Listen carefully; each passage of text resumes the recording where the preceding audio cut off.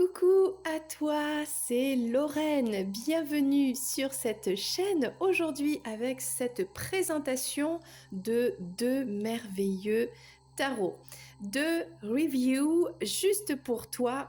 Peut-être que tu ne les connais pas, peut-être que tu as vu quelques cartes dans une de mes guidances ou sur le net et tu t'es dit tiens, à quoi ressemblent ces cartes? Toutes les cartes, peut-être que je pourrais me procurer un de ces deux jeux. Alors, tu as le tarot oui, non, peut-être en anglais, donc yes, no, maybe, et tu as le Frida Kahlo. Alors, la particularité pour ces deux jeux, c'est qu'on a seulement les 22 arcanes majeurs, ok? Donc, dans tes tirages, tu peux complémenter avec un autre jeu complet ou que les arcanes mineurs si tu as. Moi, j'ai une petite astuce que je pourrais te communiquer en fin de vidéo, si j'ai pas oublié, parce que des fois, je suis un peu tête en l'air. Ok. Bienvenue à toi sur cette chaîne. Si tu ne me connais pas, je suis Lorraine. Je fais des présentations de toutes les cartes que j'utilise pour les guidances publiques et générales, donc que tu trouves dans la playlist, et privées, bien sûr. N'hésite pas, tu peux me contacter sous cette vidéo, tu as toutes les infos et tu as aussi les réservations qui se passent directement en ligne sur le site Etsy et c'est justement sur ce même site que j'ai trouvé ces jeux parce qu'ils sont auto-édités et qu'ils sont vraiment particuliers. J'ai adoré le design. Ça faisait très longtemps que je voulais un jeu avec les oui-non, mais je trouvais ça un peu trop facile et là je trouve que les images ou le oui-non peut-être associé aux 22 arcanes majeures, ça parle bien. Et alors celui de Frida Kahlo, c'est mon grand coup de cœur, vraiment. Parce qu'il en existe deux, il me semble, autres que celui-ci. Mais j'étais pas fan du design, je sais pas pourquoi. Alors que celui-ci, on est très très fidèle. En fait, ce sont des reproductions des œuvres de Frida. Parce que moi, je suis une grande fan de Frida. Vraiment, j'adore le surréalisme et j'adore ce côté un petit peu d'exprimer sa résilience. Donc, magnifique Frida, magnifique tarot que l'on va découvrir ensemble. Alors, n'hésite pas à t'abonner à la chaîne, aller voir un petit peu les autres cartes qui sont en vidéo. Donc, tu as des tarots, tu as des oracles. C'est pas la même chose. J'expliquerai ça peut-être une prochaine fois et la façon dont on tire les cartes. Voilà, donc on y va. On va commencer par déballer le cadeau. Hein. Alors, donc, c'est le même système, tu vois. On ouvre comme ça. Hop. Et on sort les cartes. On va le faire ensemble. De toute façon, ce sont les mêmes cartes. Donc c'est parti. Alors, on a d'abord une présentation générale. Hein, voilà. Ah, bon, je le remets dans l'autre sens. Voilà. C'était plutôt comme ceci. Voilà. Donc, présentation générale, voilà, là on t'explique, ok, donc celui-ci on va l'enlever. Et là on explique rapidement qui est Frida Kahlo. Magdalena Carmen Frida Kahlo y Calderón, donc son mari, je pense, étaient des peintres mexicains connus pour leurs portraits, des autoportraits et des travaux inspirés par la nature et l'environnement, voilà, de Mexico. Et ce côté un peu résilience de Frida, parce que voilà, il y a beaucoup de souffrance exprimée dans ces toiles, parce qu'elle-même, elle a beaucoup souffert physiquement dans son corps, mais voilà, elle a sublimé ça avec ses toiles, et c'est magnifique. Alors, là, on explique comment utiliser voilà, les cartes. Là, on te dit que ce sont les arcanes majeurs, c'est-à-dire de la carte 0 à la carte 21, comme le Rider-Waite-Smith. Okay, c'est un peu comme le tarot de Marseille, mais qui a été revisité plus tard de manière beaucoup plus, alors moins axée sur le religieux, mais plus sur voilà, le côté universel. Ok? Bon, bien, on peut commencer. On a la première carte qui est la carte du Fool. Le Fool, c'est le fou. Ok? Donc là, c'est pour un oui. On te dit juste prends du... Alors il y a une petite phrase ici en anglais qui peut résumer un petit peu la carte, qui explique pourquoi c'est oui. Après, des fois, voilà, faut pas... là on a le côté sentimental, mais on n'est pas obligé dans ce jeu de rester focus là-dessus. Ça reste quand même un tarot universel. Donc on se dit prends du plaisir, etc. Et ici on a une toile de Frida, avec une petite phrase aussi. Et là, on voit Frida avec une lettre. Ok. Alors, on a le magicien ici. Alors, on a deux univers complètement différents, tu vois. Avec le oui-non, on a le côté un peu vintage, un peu comme l'émission de télé Les Amours, hein, un peu ce genre-là. Et puis, voilà, puis, Frida, c'est juste Frida, quoi. C'est magnifique. Donc, ce sont des parties de tableau ou le tableau entier. Donc là, la carte du magicien, c'est complètement surréaliste, hein. Donc c'est tellement bien dans les guidances, ça apporte beaucoup d'éléments avec ce visuel qui est tellement particulier et propre à Frida, à l'imagination de Frida. Donc là, on a la grande prêtresse, donc c'est un peut-être, ok. Et ici, un portrait magnifique, magnifique portrait. Alors, je pense que c'est elle-même qui s'est auto-représentée avec ses sourcils à rapprocher, une véritable beauté. Voilà, la grande prêtresse. On a maintenant l'impératrice. Ici, on a un couple. Alors, la carte, c'est oui. Et là aussi, on a l'impératrice.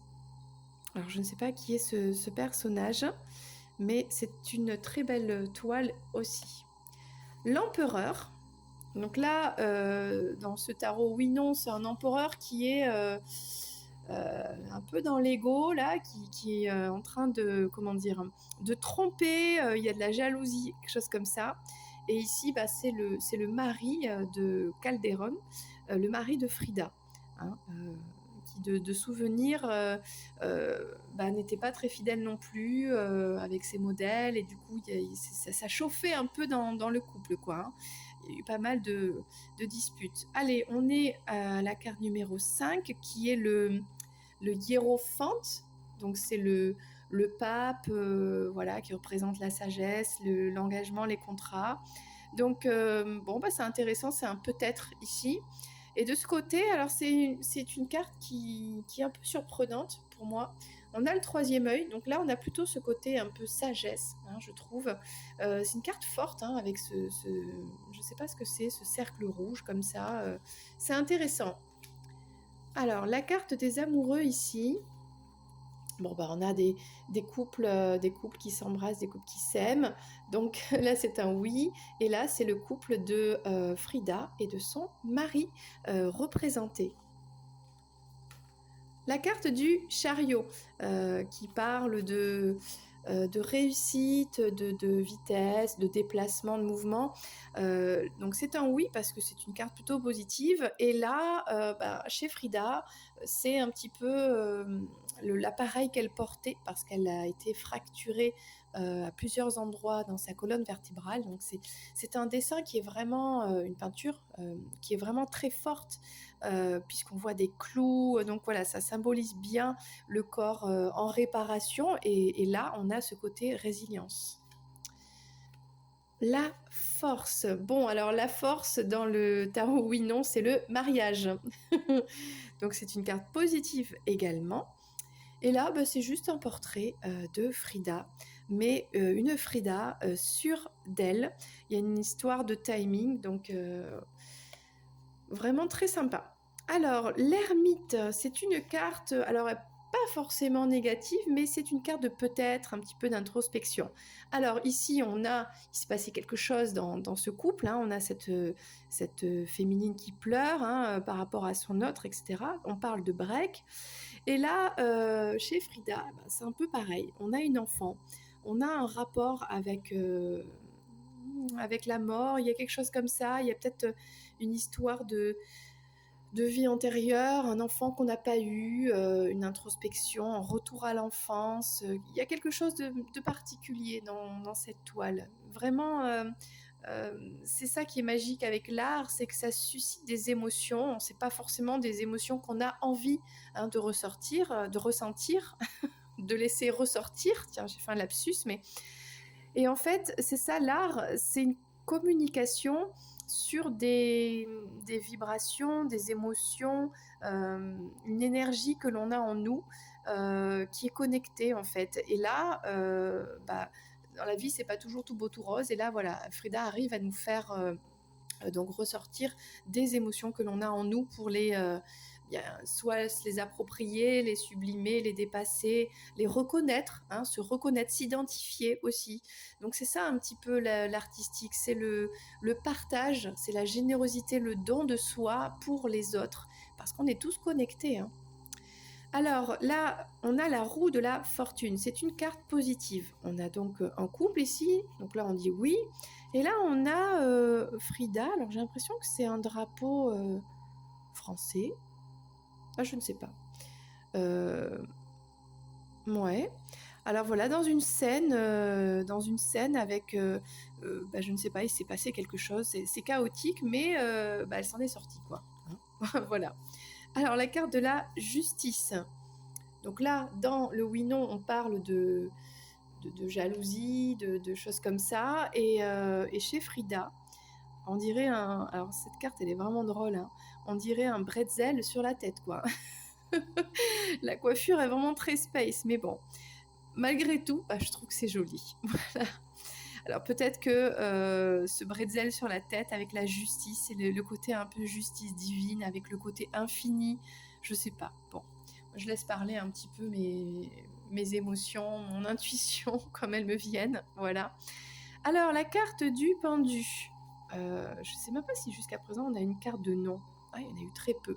Donc c'est une carte un peu mitigée aussi, de transformation, de blocage un peu temporaire. Là, on a une mauvaise nouvelle, une mariée qui reçoit une lettre pas très positive apparemment, ok.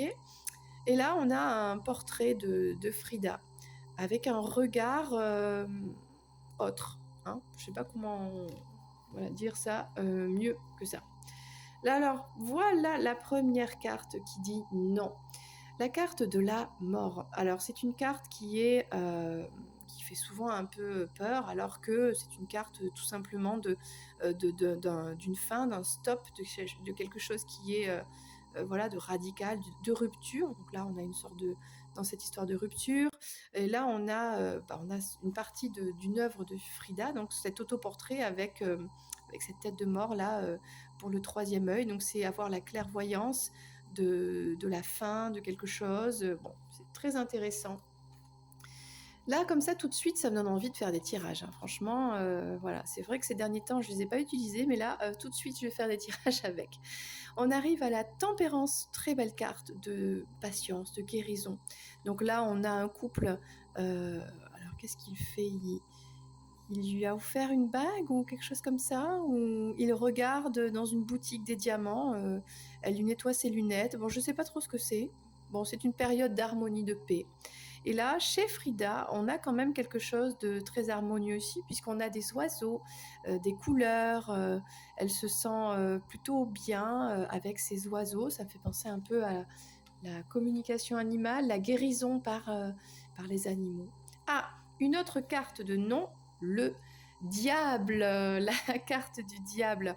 Donc ici, c'est waouh, c'est le chaos total, il se passe quelque chose. On parle de justice, fou là là, on doit fuir, bon, ok. Et ici, très intéressante carte ici avec la carte du diable, parce que le diable, c'est l'autre. Le diable, c'est la relation miroir, c'est ce lien avec cette personne qui est nous-mêmes, c'est notre ego, c'est, je ne sais pas, suivant dans un tirage comment ça peut sortir, mais voilà, c'est le fait de vouloir couper un lien, le fait de vouloir couper, se détacher, couper son cœur, voilà, très intéressante carte, n'est-ce pas? Encore une carte, alors entre guillemets «négative» qui permet de comprendre une situation, voilà, dans un tirage. La carte de la tour, donc là, c'est la découverte de la trahison, là. Mon Dieu, quelle horreur! Et ici, on a, alors moi, cette carte, enfin ce tableau-là, il m'inspire pas trop, j'avoue que je suis moins fan. On a Frida qui s'est peint sur le front son mari, on dirait qu'elle est en mariée, mais on dirait aussi une fleur, quoi. Et puis elle n'est pas très heureuse, donc bon, voilà. C'est l'effondrement des bases qui paraissaient solides, un peu comme le mariage, et puis quelque chose qui s'effondre, des déceptions, etc. Allez, on revient sur une carte positive de l'étoile. Donc ici, très belle carte, c'est oui. Et là, c'est la carte du jeu de Frida. Hein, c'est son portrait un des plus célèbres, enfin le plus célèbre, avec ses fleurs sur la tête. Vraiment. Voilà, très belle carte. La carte de la lune. Donc là, on voit la lune en arrière-plan. La lune, ce sont les inquiétudes, les angoisses, etc. Donc c'est une carte de non, plutôt négative. Et là, on retrouve encore avec cette carte de la lune, ce cercle qui fait penser à la lune, mais le côté un peu fleur, le côté un peu... on dirait qu'on est à la Renaissance, là, avec des grands cols, qu'on se sent coincé. Là, c'est un peu oppressant comme carte. Une carte hyper positive, le oui, c'est la carte du soleil, the sun. Donc là, c'est les retrouvailles, les embrassades. Et là, la carte du soleil, bah, c'est Frida. Alors j'ai envie de dire, dans ce cas-là, dans la jungle, hein, on voit un singe, une panthère noire, etc. Alors, est-ce que le soleil, c'est le soleil des tropiques? Est-ce que c'est le fait d'accepter, parce qu'elle n'est pas très souriante hein, sur l'image, sur son tableau, sur ses autoportraits, c'est le fait d'accepter un petit peu sa condition, mais de fantasmer une vie plus riche, avec plus de soleil, plus de comment on appelle ça, d'aventure. Voilà, il y a un côté un peu fantasmagorique. Ok, le jugement avec la carte numéro 20. Donc c'est une carte positive, ok. Et là, bah, on dirait Frida, on dirait Pocahontas, quoi. Frida en Pocahontas, avec ses sourcils et sa petite moustache. Mais c'est une très belle représentation, très belle femme.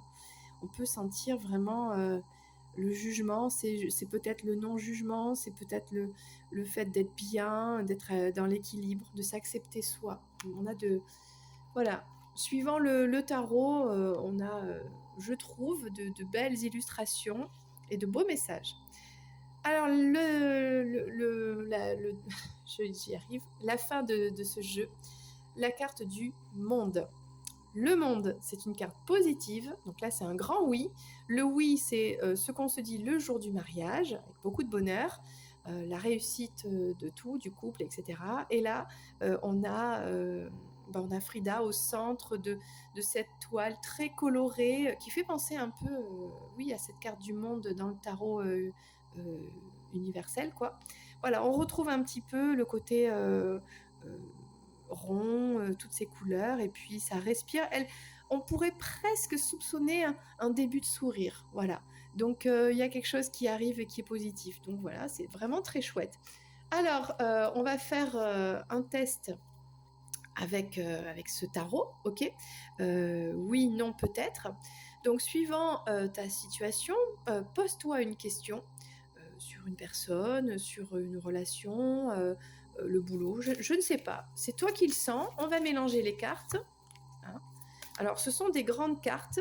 Alors, j'ai oublié de dire, donc regarde, elles sont à peu près de la taille de ma main. Après, moi, j'ai des longs doigts. Il paraît que j'ai des longues mains. C'est vrai. Puis alors, avec les ongles, c'est pire. Hein, voilà. Ouh, ça a grandi. Et la qualité des cartes est vraiment chouette. Elles sont mates. Voilà, les deux jeux sont mates. Allez, pose ta question voix haute dans ta tête, c'est comme tu le sens. Et on va y répondre.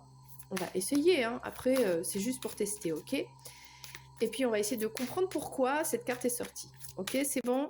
Prêt, prête? On y va. On va faire tomber. Ouais, au moment où je dis ça, la carte, elle tombe. C'est pas génial, ça? Donc, voici la réponse à ta question. Attention,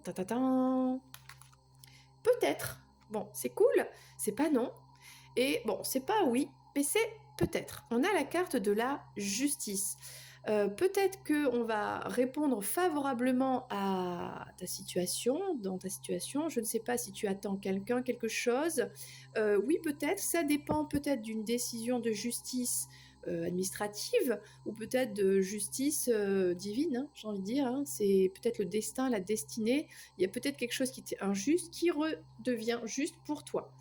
Alors, de quoi on parle? On va mélanger le jeu de Frida et on va juste sortir une carte. Voilà, pour avoir une petite précision supplémentaire sur la réponse à ta question. Évidemment, je ne sais pas de quoi ça parle, puisque c'est ta question et qu'elle est dans ton esprit, dans ta tête, quoi. Alors, n'hésite pas à me dire en commentaire si tu es d'accord avec ce tirage. Ce serait drôle. On y va. Une carte de Frida. Est-ce qu'elle va sauter? Bon, on va aller la choisir. Hop. Attention, c'est parti pour le résultat. Le monde. Alors, c'est une carte qui est vraiment très positive. On te dit peut-être que ça a un rapport avec ton entourage. Le monde, ça peut être l'étranger. Ok. On te parle quand même de réussite. Et je vais te lire les deux phrases. Alors ici, on te disait le besoin pour pour résoudre quelque chose. Tu as besoin de résoudre voilà, quelque chose qui n'était pas juste. Regarde tes émotions. Ne regarde pas tes émotions, mais regarde les faits. Quelque chose comme ça. Je ne sais pas si j'ai bien traduit. Hein. Je fais du mieux que je peux. Je ne suis pas bilingue anglais. Mais je comprends à peu près. Plus ou moins. Là, la carte du monde, alors qu'est-ce qu'on dit? La route a été longue. On voit qu'il y a des histoires hein, de quelque chose qui n'est pas juste. Ça a même été parfois ou souvent brutal. Donc, tu t'es pris quelque chose là, pas cool. Prends le temps de prouver à tout le monde que tu t'es accompli. Voilà, donc à la limite, on te dit peut-être que ça va réussir, mais dans tous les cas, ce qui compte, c'est ton accomplissement à toi, personnel, dans cette situation ou face à cette personne.